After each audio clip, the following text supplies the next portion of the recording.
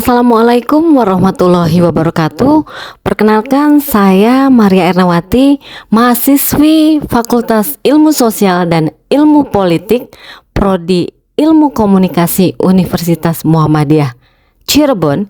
Izinkan memaparkan presentasi materi kuliah Manajemen Komunikasi yang diampu oleh Ibu Uun Mahsunah dengan tema materi monitoring dan evaluasi program komunikasi. Materi presentasi ini diambil dari materi manajemen komunikasi bab 10 tentang monitoring dan evaluasi program komunikasi. Terdiri dari beberapa subbab. Yang pertama, konsep dasar monitoring dan evaluasi. Yang kedua, model evaluasi atau standar keberhasilan. Yang ketiga, aplikasi konsep evaluasi program komunikasi. Submateri yang pertama, A. Konsep dasar monitoring dan evaluasi. 1. Pengertian monitoring dan evaluasi. Monitoring merupakan aktivitas yang dilakukan pimpinan untuk melihat, memantau jalannya organisasi selama kegiatan berlangsung, menilai ketercapaian tujuan, serta melihat faktor pendukung dan penghambat pelaksanaan program. Dalam monitoring atau pemantauan, data dikumpulkan dan dianalisis. Selanjutnya, hasil analisis diinterpretasikan dan dimaknakan sebagai masukan bagi pimpinan untuk mengadakan perbaikan. Lalu evaluasi sendiri adalah proses untuk mengidentifikasi masalah, mengumpulkan data, menganalisis data, menyimpulkan hasil yang telah dicapai, menginterpretasikan hasil menjadi rumusan kebijakan, dan menyajikan informasi atau rekomendasi untuk pembuatan keputusan berdasarkan aspek kebenaran hasil evaluasi. 2. Perbedaan monitoring dan evaluasi. Monitoring dilakukan pada saat program masih berjalan, sedangkan evaluasi dapat dilakukan ketika program masih berjalan ataupun program itu sudah selesai. Dilihat dari pelakunya, monitoring dilakukan oleh pihak internal, sedangkan evaluasi dilakukan oleh pihak internal ataupun eksternal.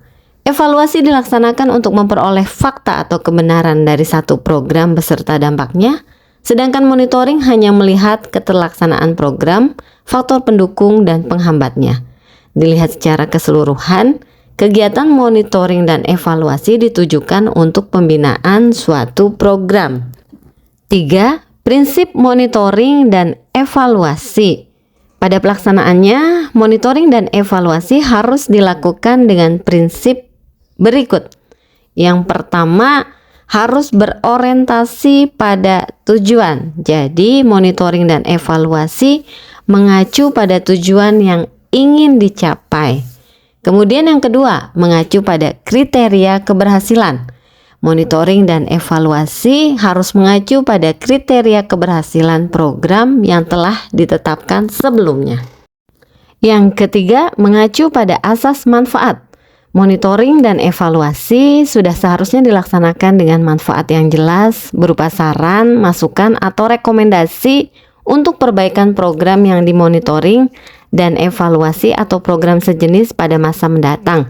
Dan yang terakhir, dilakukan secara objektif. Jadi petugas monitoring dan evaluasi dari pihak eksternal seharusnya bersifat independen, yaitu bebas dari pengaruh pihak pelaksana program. B. Model evaluasi atau standar keberhasilan. Evaluasi mengukur keberhasilan atau kegagalan proses-proses strategis dengan pengukuran standar demi pencapaian misi sebagai masukan bagi pembuatan keputusan berikutnya dari hasil program yang dibuat. Yang pertama, melalui pengukuran sosial media. Jadi, penggunaan sosial media untuk mengkomunikasikan satu produk memang semakin menjadi tren. Nggak bisa dipungkiri bahwa strategi pemasaran melalui sosial media akan terus berkembang dan tentunya membuka peluang pemasaran melalui sosial media menjadi salah satu bahan kajian dalam komunikasi pemasaran. Nah, peluang bertambahnya kajian mengenai sosial media marketing akan menambah warna pada ranah penelitian ilmu komunikasi khususnya yang berkaitan dengan bidang komunikasi pemasaran.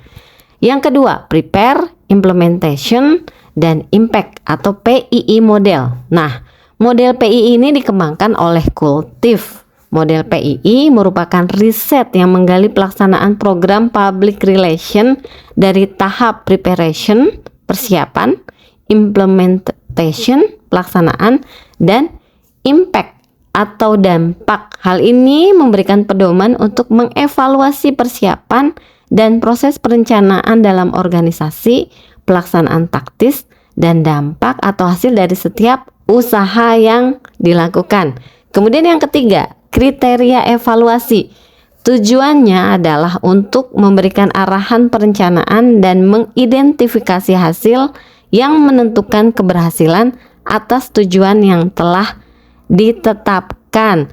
Ada 4 kelompok pengembangan yang dapat dilakukan dalam kriteria evaluasi ini. Yang pertama, ada pendekatan preordinat. Terus yang kedua ada pendekatan fidelity, yang ketiga pendekatan gabungan mutual adaptif, dan yang keempat ada pendekatan proses. C. Aplikasi konsep evaluasi program komunikasi. Yang pertama, arti penting evaluasi program komunikasi. Jadi, evaluasi program komunikasi atau kehumasan dengan 2 alasan berikut. A. Dapat mempertahankan program kehumasan dan keberadaan bagian humas dalam perusahaan dengan menunjukkan nilai program humas bagi perusahaan. B. Adanya tuntutan manajemen perusahaan terhadap tiap bagian dalam perusahaan agar setiap pengeluaran sumber daya pada bidang apapun harus dapat dipertanggungjawabkan atau akuntabel. 2. Jenis evaluasi program komunikasi. A. Proses evaluation. Berkaitan dengan usaha untuk mengetahui program humas yang telah dikelola dengan baik, berkesinambungan, dan efektif dalam satu kurun waktu. B. Outcome evaluation. Berkaitan dengan usaha untuk mengetahui dampak dan hasil yang ditimbulkan oleh program humas yang telah dijalankan organisasi. 3. Proses dan tahap evaluasi program komunikasi. Menurut Grunig dan Han, mereka mendeskripsikan 5 langkah tindakan yang harus dilakukan dalam evaluasi. Yang pertama, specify objektif atau membuat rumusan tujuan program spesifik dan dapat diukur. Yang kedua, measure the objective, melakukan pengukuran efek yang sudah dicapai dari program yang sudah dijalankan atas jabaran objektif atau tujuan. Yang ketiga, collect and analyze data, melakukan pengumpulan data dan mengukur efek yang dihasilkan sampel terpilih pada publik sasaran yang telah ditetapkan. 4.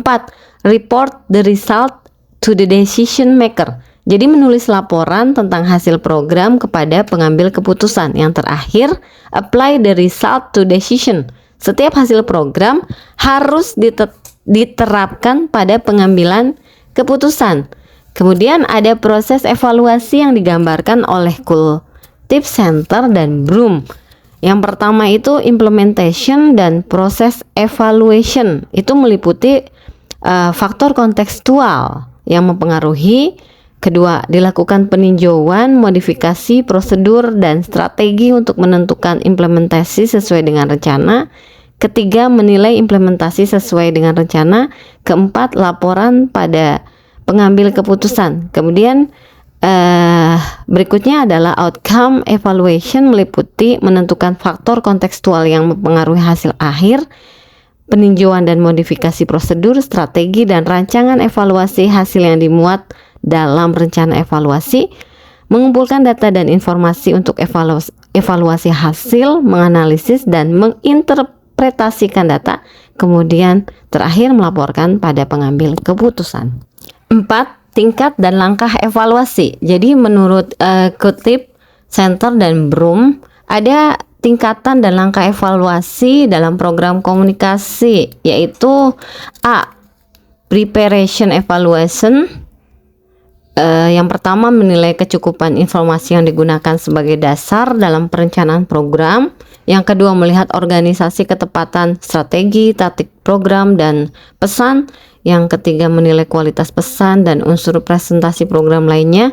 Yang keempat, kualitas penyajian. Kemudian B, implementation evaluation, menghitung yang sudah dilakukan oleh komunikator dalam implementasi program.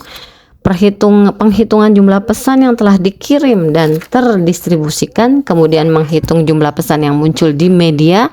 Menghitung jumlah pesan yang terterpa pesan, menentukan jumlah orang yang mengikuti pesan, dan kemudian metode yang digunakan. C, impact evaluation, bertujuan mengetahui outcome yang dinyatakan dalam tujuan program untuk tiap-tiap publik sasaran, mengetahui hal-hal yang dipelajari oleh publik dari program yang sudah dijalankan perusahaan, menghitung jumlah orang yang berubah pendapatnya serta menjaga sikapnya sebagaimana yang diharapkan organisasi. Terakhir, menilai program telah tercapai. Demikian presentasi bab 10 dari mata kuliah Manajemen Komunikasi tentang monitoring dan evaluasi program komunikasi.